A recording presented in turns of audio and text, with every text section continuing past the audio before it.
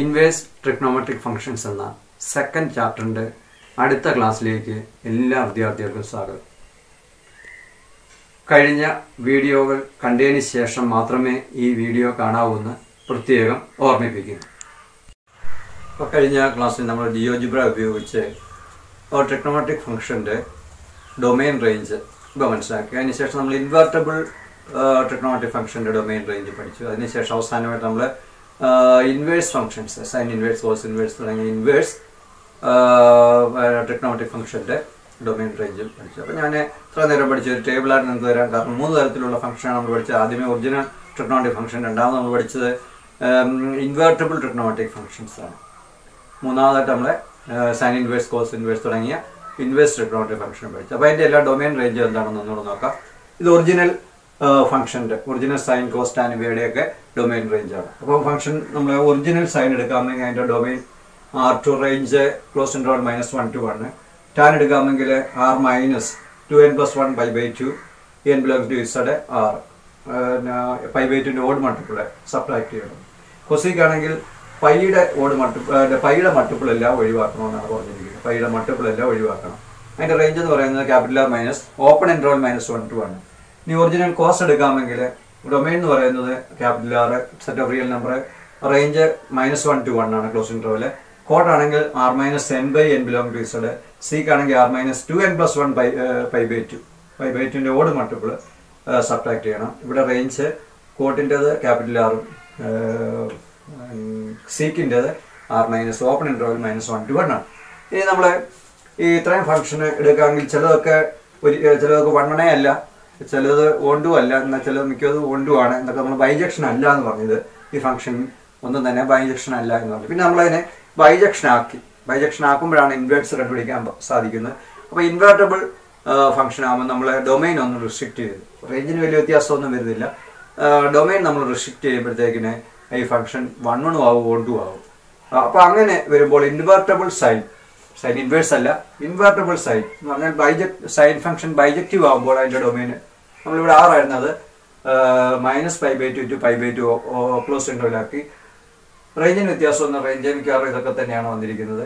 Domain ഇവിടെ restrict ചെയ്തിരിക്കുന്നു. ഇവിടെ π/2 ഓഡ് മൾട്ടിപ്പിൾ നമ്മൾ സബ്ട്രാക്ട് ചെയ്തെങ്കിൽ ഇവിടെ -π/2 to π/2. ഇതാണ് നമ്മളെ പ്രിൻസിപ്പിൾ. അല്ലെങ്കിൽ നമ്മൾ ഒരു ബ്രാഞ്ച് എടുത്തത് ഇൻവേർട്ടബിൾ ആക്കുന്ന ബ്രാഞ്ച് ഇതായിരുന്നു. പിന്നെ കൊസീക്ക് എടുക്കാമെങ്കിൽ ക്ലോസ് ഇൻറ്റർവൽ -π/2 to π/2 -0 സബ്ട്രാക്ട് ചെയ്തു. ഇൻവേർട്ടബിൾ കോസിൻ്റെ ഇൻവേർട്ടബിൾ ആവുന്ന ബൈജക്റ്റീവ് ആവുന്ന ഭാഗം എടുക്കണമെങ്കിൽ ആ ബ്രാഞ്ച് എന്ന് പറഞ്ഞാൽ 0 to π ആണ്. ക്ലോസ് ഇൻറ്റർവൽ 0 to π ആണ്. കോട്ടാണെങ്കിൽ ഓപ്പൺ ഇൻറ്റർവൽ 0 to π ആണ്. സിക്കാണെങ്കിൽ ക്ലോസ് ഇൻറ്റർവൽ 0 to π -π/2. റേഞ്ചിന് വ്യത്യാസം, റേഞ്ച് മിക്കവാറും ഇവിടെ തന്നെ ഇതാണ്. അപ്പോൾ ഇതാണ് നമ്മൾ ഇൻവേർട്ടബിൾ സൈൻ കോസ് ടാൻ അല്ലെങ്കിൽ ഇൻവേർട്ടബിൾ ട്രിഗ്നോമെട്രിക് ഫംഗ്ഷൻ്റെ ഡൊമെയിനും റേഞ്ചും ഇതാണ് നമ്മൾ ഡിസ്കസ് ചെയ്തത്. നമ്മൾ ഇൻവേർട്ടബിൾ സൈൻ കോസ് ടാൻ ഇവരുടെ എല്ലാം ഡൊമെയിനും റേഞ്ചും പഠിച്ചു. അടുത്തത് നമ്മളെ സൈൻ ഇൻവേഴ്സ്, കോസ് ഇൻവേഴ്സ് തുടങ്ങിയ ഫംഗ്ഷൻസിൻ്റെ ഡൊമെയിൻ റേഞ്ച് നമ്മളെ ജിയോജിബ്ര പറഞ്ഞപ്പോൾ വ്യക്തമായിട്ടെല്ലാം പറഞ്ഞതാണ്. നേരത്തെ നമുക്ക് ടേബിളായിട്ട് ഞാൻ എഴുതി തന്നതുമാണ്. നോക്കാം. സൈൻ ഇൻവേഴ്സിൻ്റെ ഡൊമെയിൻ റേഞ്ച് ഡൊമെയിൻ എന്ന് പറയുമ്പോൾ ക്ലോസ് ഇൻറ്റർവൽ -1 to 1. അതിൻ്റെ റേഞ്ച് എന്ന് പറയുന്നത് ക്ലോസ് ഇൻറ്റർവൽ -π/2 to π/2. അതായത് ഈ ഇൻവേർട്ടബിൾ സൈൻ്റെ ഇത് ബൈജക്ഷൻ ആയതുകൊണ്ട് ഇൻവേഴ്സ് എന്ന് പറയുമ്പോൾ അതിൻ്റെ ഡൊമെയിൻ റേഞ്ച് തിരിച്ച് ഇങ്ങോട്ട് വരും. അപ്പോൾ ഇതിൻ്റെ റേഞ്ച് ഇതിൻ്റെ ഡൊമെയിൻ ആകും. സൈൻ ഇൻവേഴ്സിൻ്റെ ഇതിൻ്റെ ഡൊമെയിൻ ഇതിൻ്റെ റേഞ്ച് ആവുകയും ചെയ്യും. അപ്പോൾ ഇതിന് നമ്മളെ റേഞ്ച് എന്നോ അല്ലെ പ്രിൻസിപ്പൽ വാല്യൂ ബ്രാഞ്ച് എന്നൊക്കെ നമ്മൾ പറഞ്ഞ ടേബിൾ എഴുതി തന്നിട്ടുണ്ട്. അപ്പം ടാനിൻ്റെ ആകുമ്പോൾ ഇവിടെ അങ്ങോട്ട് ഇങ്ങോട്ട് തിരിയും. ഇവിടെ R ഇത് ഓപ്പൺ ഇൻറ്റർവൽ -π/2 to π. പ്രത്യേകം ശ്രദ്ധിക്കണം, open interval -π/2 to π/2. Cosec inverse ആകുമ്പോൾ അതിൻ്റെ ഡൊമെയിൻ എന്ന് പറയുന്നത് R minus ഓപ്പൺ ഇൻറ്റർവൽ -1 ആണ്. അതിൻ്റെ റേഞ്ച് എന്ന് പറയുന്നത് ക്ലോസ് ഇൻറ്റർവൽ -π/2 to π/2 -0 ആണ്. 0 ഒഴിവാക്കും. അപ്പോൾ ഇത് അങ്ങോട്ടും ഇങ്ങോട്ടും തിരിയുന്നതായിട്ട് കരുതിയാൽ മതി. അതുപോലെ തന്നെ cos inverse close interval -1 to 1, close interval 0 to π ആണ് അതിൻ്റെ റേഞ്ച് അല്ലെങ്കിൽ പ്രിൻസിപ്പൽ വാല്യൂ ബ്രാഞ്ച് എന്ന് പറയുന്നത്. ഇപ്പോൾ ഇൻവേഴ്സ് ട്രിഗ്നോമെട്രിക് ഫംഗ്ഷൻ്റെ റേഞ്ചിൽ നമ്മൾ പ്രിൻസിപ്പൽ വാല്യൂ ബ്രാഞ്ച് എന്നും പറയാറുണ്ട്. കോട്ട് ഇൻവേഴ്സ് ആകുമ്പോൾ R2 open interval 0 to π. Sec inverse ആകുമ്പം R minus open interval -1 to 1, പിന്നെ ക്ലോസ് ഇൻറ്റർവൽ 0 to π π/2 സബ്ട്രാക്ട് ചെയ്യുകയാണ്. അപ്പോൾ ഇത്രയുമാണ് നമ്മൾ ഈ 3 തരത്തിലുള്ള ഫംഗ്ഷൻ ഉണ്ടെന്ന് പറഞ്ഞ് നമ്മൾ ഒറിജിനൽ സൈൻ കോസ് ടാൻ, രണ്ടാമത് നമ്മൾ പറഞ്ഞത് ഇൻവേർട്ടബിൾ സൈൻ കോസ് ടാൻ, മൂന്നാമതായിട്ട് നമ്മൾ പറഞ്ഞ സൈൻ ഇൻവേഴ്സ്, കോസ് ഇൻവേഴ്സ് തുടങ്ങിയ inverse trigonometric functions, 6 inverse trigonometric functions ആണുള്ളത്. അപ്പൊ ഇതിനകത്തൊന്ന് നമ്മളിനി മറ്റൊന്നും ഓർത്തില്ലെങ്കിലും നിങ്ങൾ ഇതാണ് നമുക്ക് ഏറ്റവും ഇമ്പോർട്ടൻ്റ് ആയിട്ടുള്ളത്. ഈ ഇൻവേഴ്സ് ട്രിഗണോമെട്രിക് ഫംഗ്ഷന്റെ ഡൊമെയിൻ റേഞ്ചും എല്ലാവരും ഇത് കാണാൻ പഠിച്ചിരിക്കണം. ഇത് ഇപ്പം ചോദിച്ചാലും പറയത്തക്ക രീതിയിൽ. അപ്പോൾ ഇവിടെ ഞാനിങ്ങനെ രണ്ട് സെക്ഷനായിട്ട് ഇതിനെ തിരിച്ചിട്ടുണ്ട്. ഇതിന്റെ പ്രിൻസിപ്പൽ വാല്യൂ ബ്രാഞ്ച്, ഈ റേഞ്ചിനെ നമുക്ക് പ്രിൻസിപ്പൽ വാല്യൂ ബ്രാഞ്ച് എന്ന് പറയാറുണ്ട്. ഞാൻ നേരത്തെ അത് എക്സ്പ്ലെയിൻ ചെയ്തതാണ്. പ്രിൻസിപ്പൽ വാല്യൂ ബ്രാഞ്ച്, ഈ റേഞ്ചിനെ നമുക്ക് പ്രിൻസിപ്പൽ വാല്യൂ ബ്രാഞ്ച് എന്ന് പറയാം. ഇപ്പൊ നമ്മൾ നോക്കാമെങ്കിൽ sine inverse, tan inverse, cosec inverse, ഈ 3 ഫംഗ്ഷന്റെ റേഞ്ച് അല്ലെങ്കിൽ പ്രിൻസിപ്പൽ വാല്യൂ ബ്രാഞ്ച് എന്ന് പറയുന്നത് ഒരു -π/2 to π/2 എന്ന് പറയുന്ന ഒരു റേഞ്ചിലേക്കാണ്. -π/2 to π/2 എന്ന് പറയുന്ന ഒരു റേഞ്ചിലേക്കാണ് നിൽക്കുന്നത്. സൈറ്റ് ഡിഫറൻസ് ഉണ്ട് ഇവിടെ, 0 സബ്ട്രാക്ട് ചെയ്ത് ഓപ്പൺ ഇന്റർവൽ ആണെന്നുള്ളത്. എങ്കിലും ഇത് -π/2 to π/2. അപ്പൊ നമ്മള് ഇതിനെ ഒന്ന് മനസ്സിലാക്കാൻ നോക്കിയാൽ നമ്മളിങ്ങനെ ക്വാഡ്രന്റ് ഒക്കെ വരച്ചു കഴിഞ്ഞാൽ ഇത് 0 ആണ്, ഇത് π/2 ആണ്, ഇത് π ആണ് എന്നൊക്കെ പറയും. തിരിച്ചിങ്ങോട്ടാണെങ്കിൽ ഈ ഭാഗം എന്ന് പറയുന്നത് -π/2 ആണ്. ഞാൻ നേരത്തെ നിങ്ങൾ എക്സ്പ്ലെയിൻ ചെയ്തതാണ്. അപ്പോൾ ഇവിടെ പറഞ്ഞിരിക്കുന്ന പ്രിൻസിപ്പൽ വാല്യൂ ബ്രാഞ്ച് എന്ന് പറയുന്നത് അല്ലെങ്കിൽ ഇൻവേഴ്സ് ട്രിഗണോമെട്രിക് ഫംഗ്ഷന്റെ റേഞ്ച് എവിടെ തൊട്ടാ -π/2 to π/2. ഇത്രയും ഈ 3 ഫംഗ്ഷന്റെ ഏതൊക്കെയാണ്?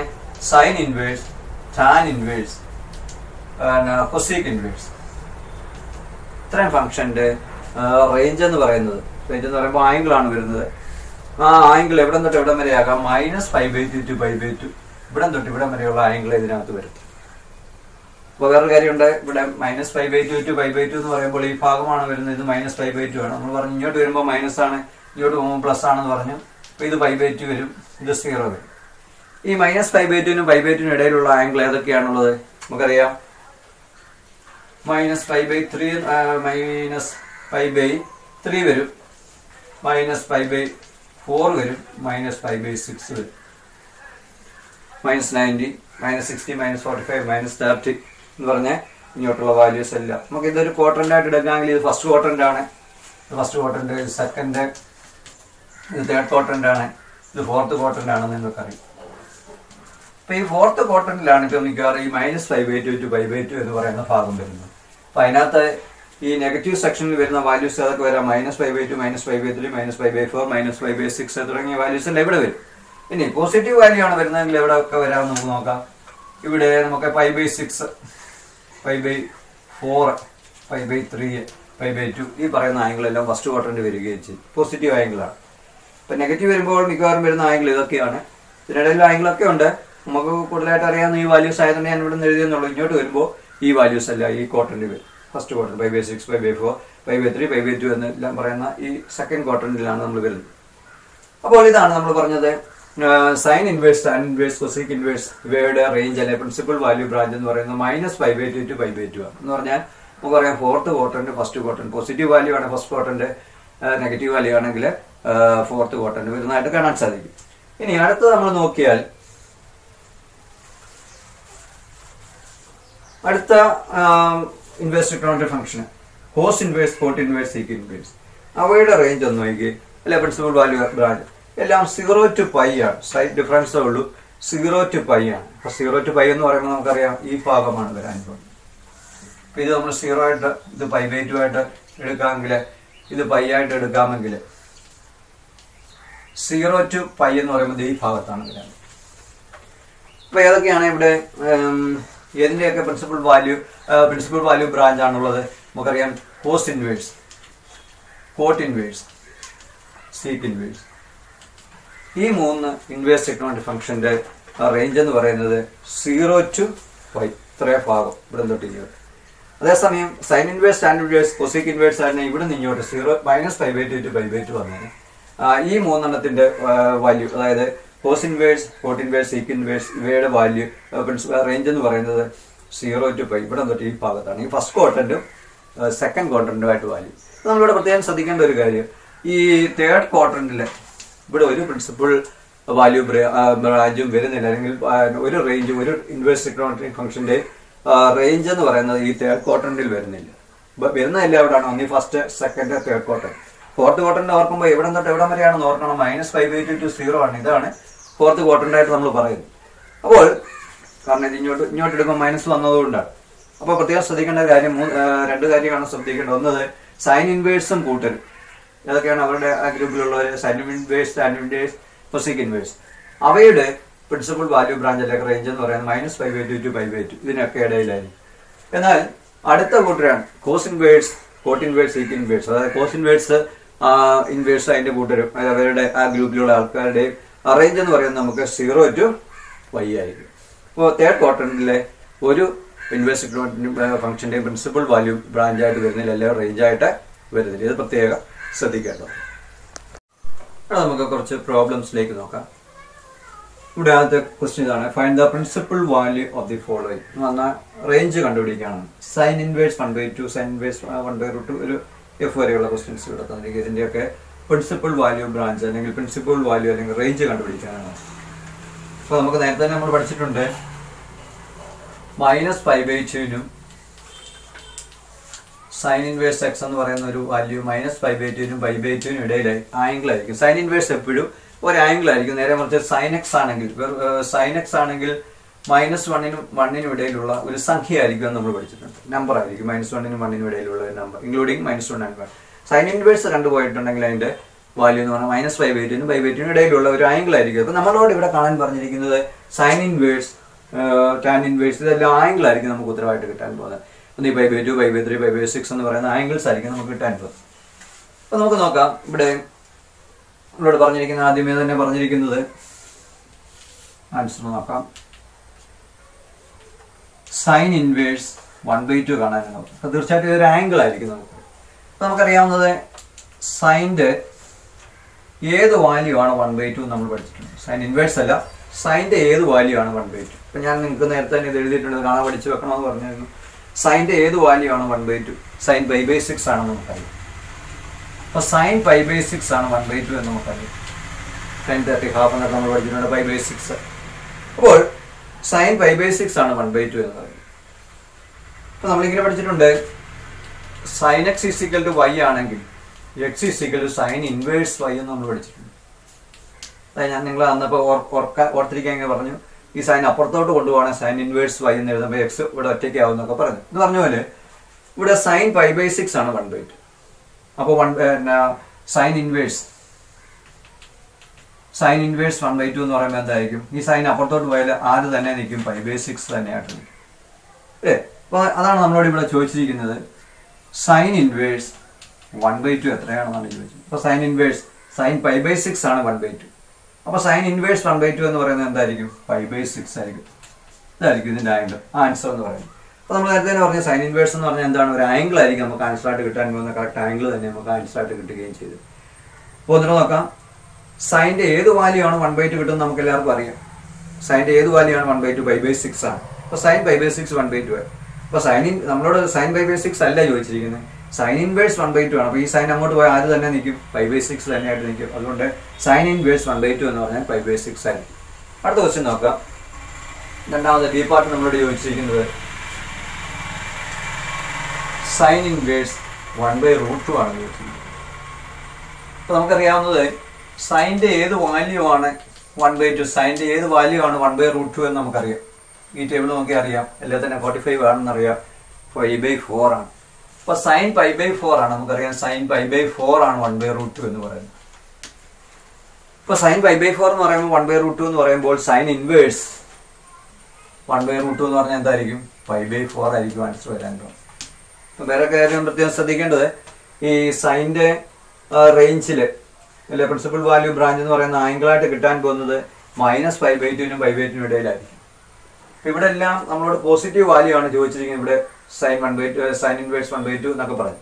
അപ്പോൾ ഈ ഫസ്റ്റ് ക്വാർട്ടറിലായിരിക്കും ആൻസർ വരുന്നത്. അപ്പോൾ ആൻസർ മിക്കവാറും വരുന്ന എല്ലാം ഒന്നീ π/6, π/4, π/3 എന്ന് പറഞ്ഞാൽ നമുക്ക് സ്റ്റാൻഡേർഡ് ആയിട്ട് അറിയാവുന്ന ആംഗിൾ അല്ല, അല്ലെ π/2 എന്ന് പറയുമ്പോൾ ഇതിനകത്ത് വരും. ഇത്രയും ഭാഗത്ത് ആൻസർ ആയിരിക്കും. ഈ പോസിറ്റീവ് വാല്യൂ വരുമ്പോൾ വരുന്നത് നമ്മൾ പ്രത്യേകം ശ്രദ്ധിക്കുക. അതിനുവേണ്ടിയാണ് ഞാൻ നിങ്ങൾക്ക് ഇവിടെ π/6, π/4, π/3, π/2 എല്ലാം ഈ ഫസ്റ്റ് ക്വാർട്ടറിൽ വരുന്നതുകൊണ്ട് ഇവിടെ കിട്ടാൻ പോകുന്ന ആൻസർ ഈ π/2നും π/2 പറഞ്ഞില്ല, ഇതിനിടയിലുള്ള ഇത്രയും ആംഗിൾ ആയിരിക്കും കൂടുതൽ ആൻസർ ആയിട്ട് നമുക്ക് വരാൻ പോകുന്നത്. പോസിറ്റീവായി വരുന്നത്. നെഗറ്റീവ് വരുവാണെങ്കിൽ താഴെ വന്നേ.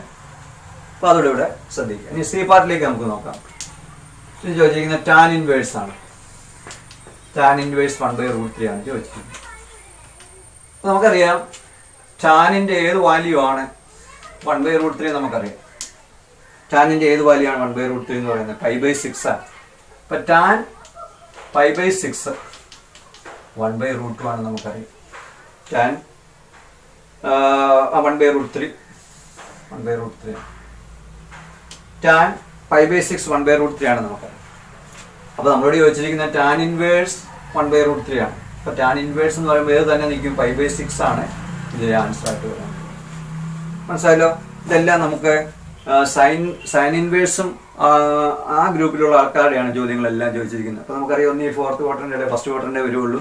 നെഗറ്റീവ് ഒന്നും ഇവിടെ വരാത്തത് കൊണ്ട് എല്ലാം ഫസ്റ്റ് ക്വാർട്ടറിൽ തന്നെയാണ് വരുന്നത്. അപ്പോൾ സൈൻ ഇൻവേഴ്സും കൂട്ടുകാരുടെ ചോദ്യങ്ങളാണ് ആദ്യമായിട്ട് നമ്മളോട് ചോദിച്ചിരിക്കുന്നത്. പിന്നെ ഡി പാർട്ട് നമുക്ക് നോക്കാം. ഡി പാർട്ടിൽ ചോദിച്ചിരിക്കുന്നത് ടാൻ ഇൻവേഴ്സ് √3 ആണ് ചോദിച്ചിരിക്കുന്നത്. അപ്പോൾ നമുക്കറിയാം ടാനിൻ്റെ ഏത് വാല്യൂ ആണ് √3 എന്ന് നമുക്കറിയാം. ടാനിൻ്റെ ഏത് വാല്യൂ ആണ് √3? π/3 ആണ്. ടാൻ π/3 √3 എന്ന് നമുക്കറിയാം. ടാൻ π/3. ഈ ടേബിള് എപ്പോഴും ഇങ്ങനെ വരച്ച് നമ്മൾ കണ്ടുപിടിക്കാതെ ഈ ടേബിൾ എപ്പോഴും ഹൃദ്യസ്ഥമായിരിക്കണം. അപ്പോൾ ചോദിച്ചാലും പറയത്തക്ക രീതി. അപ്പോൾ ടാൻ π/3 √3 ആകുമ്പോൾ ടാൻ ഇൻവേഴ്സ് √3 എന്തായിരിക്കും? ടാൻ ഇൻവേഴ്സ് √3 എന്ന് പറയുന്നത് π/3 ആയിരിക്കും. ഈ പാർട്ട് നോക്കാം.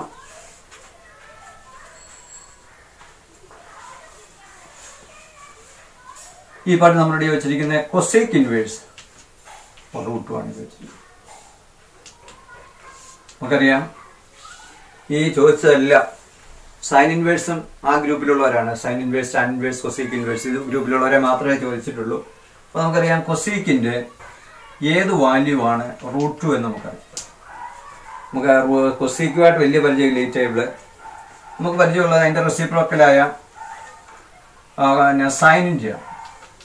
സൈൻ്റെ ഏത് വാല്യൂ ആണ് 1/√2 എന്ന് വരും. കാരണം ഇതിൻ്റെ റെസിപ്രോക്കൽ ആയതുകൊണ്ട് കൊസീക്ക് റെസിപ്രോക്കൽ സൈൻ ആണെന്ന് നമുക്കറിയാം. അപ്പോൾ സൈൻ്റെ ഏത് വാല്യൂ ആണ് 1/√2 എന്ന് വരും. അപ്പോൾ നമുക്കറിയാം സൈൻ്റെ ഏത് വാല്യൂ ആണ് 1/√2? π/4 ആണ്. സൈൻ π/4 എന്ന് പറഞ്ഞാൽ 1/√2 ആണ് നമുക്കറിയാം. അപ്പോൾ അതിൻ്റെ റെസിപ്രോക്കൽ എടുത്താൽ തന്നെ വരും കൊസീക്ക് π/4. അപ്പോൾ ഇത് തിരിച്ചിടണം. അപ്പോൾ എന്ത് വരും? √2 എന്ന് വരും. അപ്പോൾ കൊസീക്ക് π/4 എന്ന് പറഞ്ഞാൽ √2 ആണ്. So what is cosec inverse √2 എന്ന് പറയുന്നത്? ആര് തന്നെ നിൽക്കും? π/4 തന്നെ ആയിട്ട് നിൽക്കും. അപ്പോൾ ഇതിൻ്റെ ആൻസർ π/4 ആണ്. സോ കൊസീക്ക് ഇൻവേഴ്സ് √2 = π/4 ആണ്. ലാസ്റ്റ് പാർട്ട് എഫ് പാർട്ടിലേക്ക് നമുക്ക് വരാം.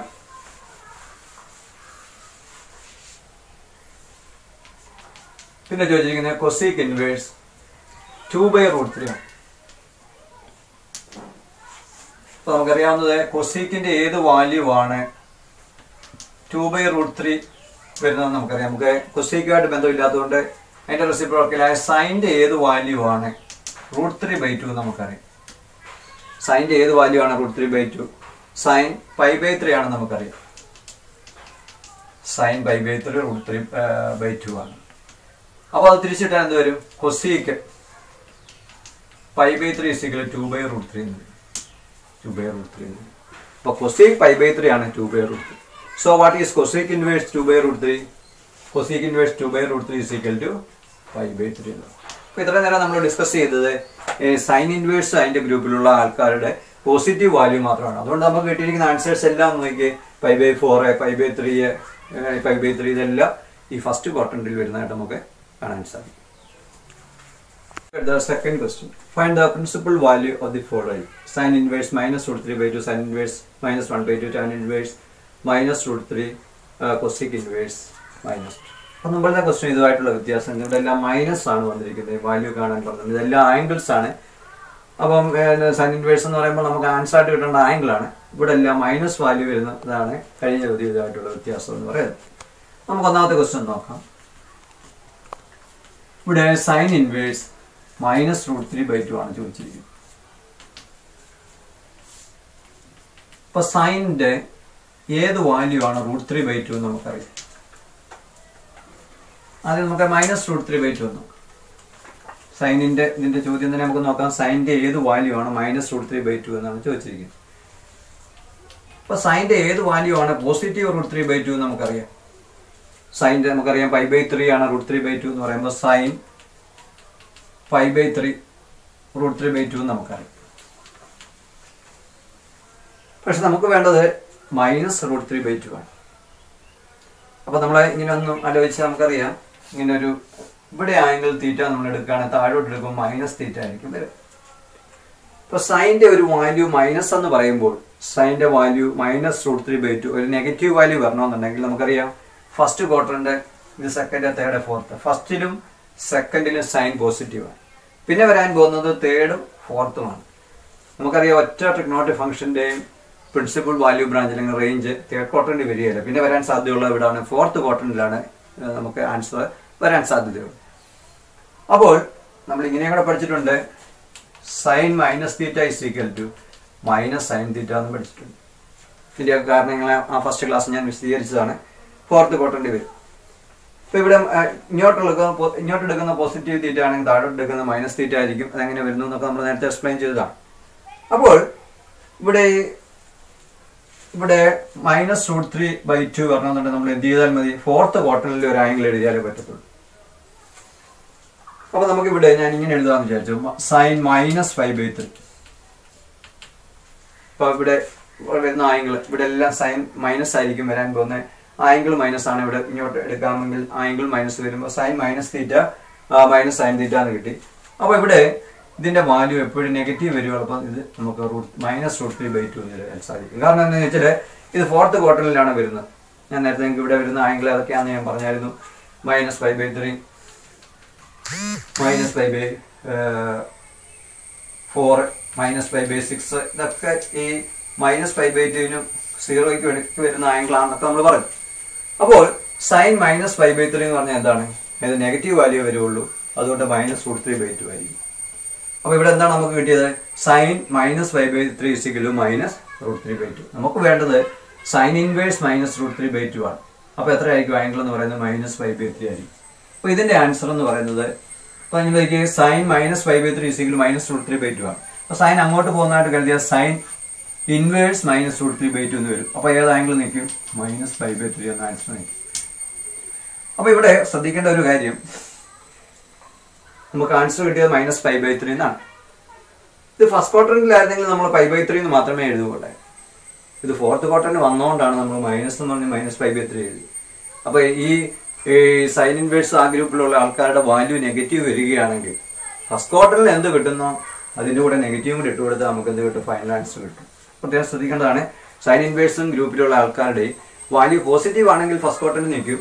അതിന്റെ വാല്യൂ ഏതിന്റെ വാല്യൂ ആണ് കണ്ടുപിടിക്കുന്നത്, നെഗറ്റീവ് വാല്യൂ ആണ് കണ്ടുപിടിക്കേണ്ടതെങ്കിൽ പോസിറ്റീവ് വാല്യൂ എന്ത് വരുന്നോ അതിൻ്റെ കൂടെ നെഗറ്റീവ് ഇട്ട് കൊടുത്താൽ ഫൈനൽ ആൻസറിലേക്ക് വരികയും ചെയ്യും. അങ്ങനെ വേണം നമുക്കിത് ഓർത്തിരിക്കാൻ സാധിക്കും. പിന്നെ അടുത്തായിട്ട് നമുക്ക് ബി പാർട്ട് നോക്കാം. ബി പാർട്ടിൽ ചോദിച്ചിരിക്കുന്നത് സൈൻ ഇൻവേഴ്സ് -1/2. ഇവിടെ നമ്മൾ നോക്കേണ്ടത് സൈൻ ഇൻവേഴ്സ് അല്ലെങ്കിൽ സൈൻ്റെ ഏത് വാല്യൂ ആണ് -1/2 വരുന്നതെന്ന് നമുക്ക് അറിയാം. ഇപ്പൊ മൈനസ് വരുന്നതിന് മുമ്പ് നമുക്ക് നോക്കാം. ഞാൻ മുമ്പേ പറഞ്ഞ പോലെ സൈൻ്റെ ഏത് വാല്യൂ ആണ് 1/2 എന്ന് നമുക്കറിയാം. സൈൻ π/6 ആണ് 1/2 നമുക്കറിയാം. അപ്പൊ ഇത് നെഗറ്റീവ് വാല്യൂ വരുന്നതുകൊണ്ട് എവിടെയാണ് വരാൻ പോകുന്നത്, ഫോർത്ത് ക്വാർട്ടറിൽ വരുന്നതുകൊണ്ട് നമ്മൾ ഉടനെ തന്നെ എന്ത് ചേഞ്ച് ചെയ്താൽ മതി, മൈനസ് ഇട്ട് കൊടുത്താൽ മതി. -5/6 -1/2 എന്ന് വരും. അപ്പൊ ഇതേപോലെ ഞാൻ ഒത്തിരി എക്സ്പ്ലെയിൻ ചെയ്യുന്നില്ല എന്തുകൊണ്ടാണ് ഇവിടെ വന്നത് നമുക്ക് മനസ്സിലായി. ഇപ്പൊ സൈൻ്റെ ഫസ്റ്റ് ക്വാർട്ടറിലുള്ള വാല്യൂ എന്ത് വരും, അതിൻ്റെ കൂടെ മൈനസോട് ഇട്ട് കൊടുത്താൽ മതി. അപ്പൊ സൈൻ -5/6 -1/2 ആണെങ്കിൽ സൈൻ ഇൻവേഴ്സ് -1/2 എന്ത് വരും, -5/6 എന്ന ആൻസർ വരും. ഇതാണ് ബി പാർട്ടിന്റെ ആൻസർ. സി നോക്കാം. സിയിൽ ചോദിച്ചിരിക്കുന്ന ടാൻ ഇൻവേഴ്സ് -√3 ആണ്. അപ്പൊ നമുക്ക് ടാൻ ഇൻവേഴ്സ് അല്ലെങ്കിൽ ടാൻ ഏത് വാല്യൂ ആണ് -√3 വരുന്നതെന്നാണ് നമുക്ക് കണ്ടുപിടിക്കേണ്ടത്. അപ്പൊ നമുക്കറിയാം ടാനിന്റെ ഏത് വാല്യൂ ആണ് പോസിറ്റീവ് √3 നമുക്കറിയാം. ടേബിളിൽ നമുക്ക് നോക്കിയാൽ ടാൻ π/3 ആണ് √3 എന്നറിയാം. അപ്പോൾ മൈനസ് വാല്യൂ പറഞ്ഞെങ്കിൽ നമ്മൾ എന്തിട്ട് കൊടുത്താൽ മതി, -π/3. ഫോർത്ത് ക്വാർട്ടറിലേക്ക് വരുന്നതുകൊണ്ട് ഇതിന്റെ -√3. അപ്പൊ നമുക്ക് ആൻസർ ആയി. ടാൻ -π/3 -√3 ആണെങ്കിൽ ടാൻ ഇൻവേഴ്സ് -√3 എന്താവും, -π/3 എന്ന് ഉത്തരം കിട്ടുകയും ചെയ്യും. ഇനി നമുക്ക് ഡി പാർട്ടിലേക്ക് വരാം. ഡി പാർട്ടിൽ ചോദിച്ചിരിക്കുന്നത് കൊസീക് ഇൻവേഴ്സ് -2 ആണ്. ഇതിന്റെ ആൻസർ ആണ് നമ്മൾ ചോദിച്ചിരിക്കുന്നത്. നമുക്കറിയാം നമുക്ക് കൊസീക്കിന്റെ ഏത് ആംഗിൾ എടുത്താൽ -2 കിട്ടുമെന്നാണ് ചോദ്യം ചോദിച്ചിരിക്കുന്നത്. എന്ന് പറഞ്ഞാൽ കൊസീക്കിന്റെ ഏത് വാല്യൂ എടുത്താൽ 2 കിട്ടുമെന്ന് നമുക്ക് നോക്കാം. ഏത് വാല്യൂ കൊടുത്താൽ. അപ്പോൾ കൊസീക്കുമായിട്ട് നമുക്ക് വലിയ ബന്ധമില്ലാത്തതുകൊണ്ട് നമ്മളെ കൊസീക്കിന്റെ റെസിപ്രോക്കലായ സൈൻ്റെ ഏത് വാല്യൂ എടുത്താൽ 1/2 കിട്ടുമെന്നോ. സൈൻ്റെ ഏത് വാല്യൂ ആണ് 1/2 എന്ന് പറഞ്ഞാൽ sin π/6 ആണ്. sin π/6 ആണ്. അപ്പോൾ ഇവിടെ -1/2 വേണ്ടതുകൊണ്ട് നമുക്ക് ഇങ്ങനെ കൊടുക്കാം. അല്ലെങ്കിൽ കൊസീക്ക് π/6 എന്ന് പറയുമ്പോൾ 2 വരും. അപ്പോൾ കൊസീക്ക് -π/6 എന്ന് പറഞ്ഞാൽ എന്ത് വരും? -2 എന്ന് ആൻസർ വരും. അപ്പോൾ ഇവിടെ നിന്ന് നമുക്ക് ഫൈനൽ ആൻസറിലേക്ക് എത്തിച്ചേരാം. കൊസീക്ക് -π/6 -2 ആണ്. അപ്പോൾ കൊസീക്ക് -2 എന്ന് പറഞ്ഞാൽ എന്താണ്? -π/6 ആയിരിക്കും ഇതിന്റെ ആൻസർ ആയിട്ട്. അപ്പോൾ നമ്മൾ ഈ ചോദ്യങ്ങളെല്ലാം ശ്രദ്ധിക്കേണ്ട ഒരു കാര്യം, ഇവിടെ വാല്യൂ മൈനസ് വരികയാണെങ്കിൽ ഫസ്റ്റ് ക്വാഡ്രന്റിൽ ഇതിന്റെ പോസിറ്റീവ് വാല്യൂ എന്ത് വരുമോ അതിന്റെ ഒരു മൈനസ് സിമ്പിളോട് ഇട്ട് കൊടുക്കുമ്പോൾ ഇതെല്ലാം എന്ത് വരും? ആൻസർ അല്ല, നമുക്ക് ഫൈനൽ ആൻസർ മൈനസ് എന്ന് പറയാം. തന്നെയല്ല ഈ ആംഗിൾ എല്ലാം എവിടെ വന്നിരിക്കും? -5/3 -5/4 -5/6 എന്ന് പറയുന്ന ആംഗിൾസ് എല്ലാം വന്നിരിക്കുന്നത് ഈ ഫോർത്ത് ക്വാഡ്രന്റിൽ വരികയും ചെയ്യും. അങ്ങനെ നമുക്കിത് ഓർത്തിരിക്കാൻ സാധിക്കും. മൂന്നാമത്തെ ക്വസ്റ്റിലേക്ക് നോക്കാം. Find the principal value of the following: cos inverse 1/√2, cos inverse √3/2, cot inverse 1/√3, cot inverse 1, sec inverse √2, sec inverse 2. നമുക്കറിയാം ഇവിടെ ഈ ബ്രാക്കറ്റ് വരുന്ന ക്വാണ്ടിറ്റി എല്ലാം പോസിറ്റീവ് നമ്പേഴ്സ് ആണ്. അപ്പോൾ ഇത് ഏത് ഗ്രൂപ്പിൽപ്പെട്ടവരാണെന്ന് നോക്കിയാൽ കോസ് ഇൻവേഴ്സ് ആ ഗ്രൂപ്പിലുള്ള ആണ്. അപ്പോൾ നമുക്കറിയാം ഇവിടെ 0 to π ഇങ്ങോട്ടാണ് ഇതിന്റെ വാല്യൂസ് ഒക്കെ വരുന്നത്. പിന്നെ ഈ പോസിറ്റീവ് വാല്യൂ വന്നതുകൊണ്ട് ഫസ്റ്റ് ക്വാഡ്രന്റിലായിരിക്കും ഇതിന്റെ വാല്യൂസ്, എക്സിന്റെ വാല്യൂ വരാൻ പോകുന്നത് ഫസ്റ്റ് ക്വാഡ്രന്റിലായിരിക്കും. അപ്പോൾ നമുക്കിവിടെ ചോദിച്ചിരിക്കുന്നത് ആദ്യത്തെ ക്വസ്റ്റ്യൻ എടുക്കാം. കോസ് ഇൻവേഴ്സ് 1/√2 ആണ്.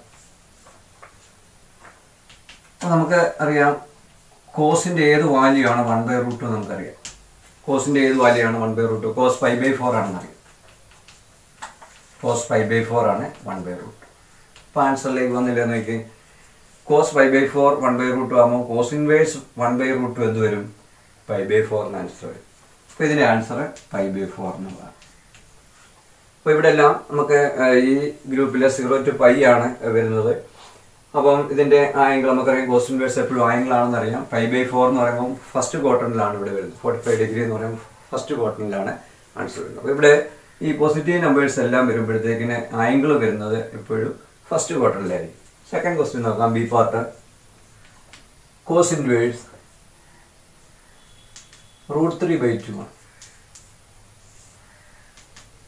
നമുക്കറിയാം കോസിന്റെ ഏത് വാല്യൂ ആണ് √3/2 എന്ന് നമുക്കറിയാം.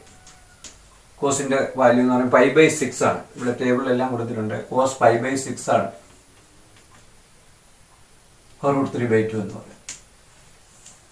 അപ്പോൾ നോക്കിയാൽ കോസ് π/6 √3/2 ആകുമ്പോൾ കോസ് ഇൻവേഴ്സ് √3/2 എന്ന് പറയുമ്പോൾ ആൻസർ π/6 എന്ന് ആൻസർ വരും. ബാക്കിയെല്ലാം നമുക്ക് അതുപോലെ തന്നെ ചെയ്യാം. കോട്ട് ഇൻവേഴ്സ് 1/√3 ആണ്. Cot inverse 1/√3. നമുക്കറിയാം കോട്ടിന്റെ ഏത് വാല്യൂ ആണ് 1/√3 എന്ന് വരാൻ സാധ്യതയുള്ളത് നോക്കാം. 1/√3. അപ്പോൾ കോട്ടിന്റെ വാല്യൂ നമുക്ക് പരിചയമില്ലാത്തതുകൊണ്ട് നമുക്ക് ടാൻ എന്ന് എഴുതാം. ടാൻ്റെ ഏത് വാല്യൂ ആണ് ഇതിന്റെ റെസിപ്രോക്കൽ വരും? √3 എന്ന് വരും.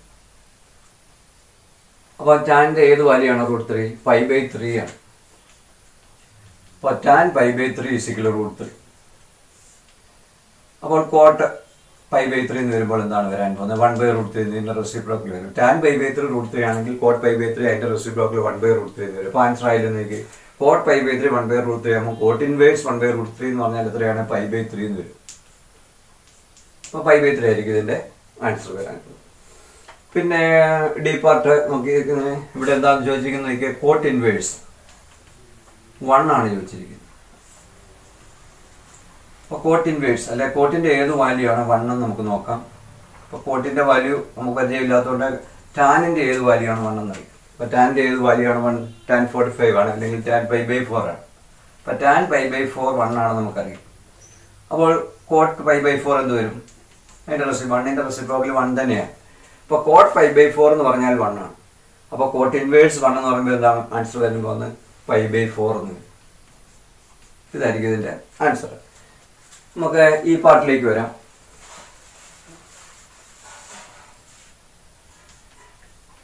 സീക്ക് ഇൻവേഴ്സ് റൂട്ടും ആണ് ചോദിച്ചിരിക്കുന്നത്. നമുക്ക് നോക്കാം സീക്കിൻ്റെ ഏത് വാല്യൂ റൂട്ട് വരുമെന്ന് നോക്കാം.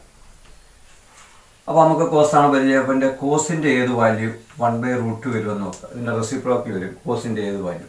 അപ്പോൾ cos 45 അല്ലെങ്കിൽ cos π/4 ആണ് 1/√2 എന്ന് നമുക്കറിയാം. ഇവിടെ cos π/4 1/√2. അപ്പോൾ cos π/4 1/√2 ആകുമ്പോഴത്തേക്കിന് cos ഇൻവേഴ്സ് 1/√2 എന്ന് പറയുമ്പോൾ π/4. അതിൽ നമുക്കിവിടെ സീക്കിലേക്ക് വരാം. സീക്ക് π/4 എന്ന് പറയുമ്പോൾ എന്ത് വരും?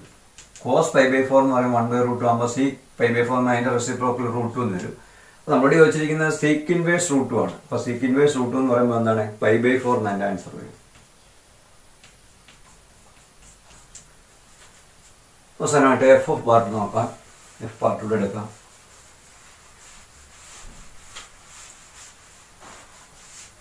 എഫ് പാർട്ടിൽ ചോദിച്ചിരിക്കുന്നത്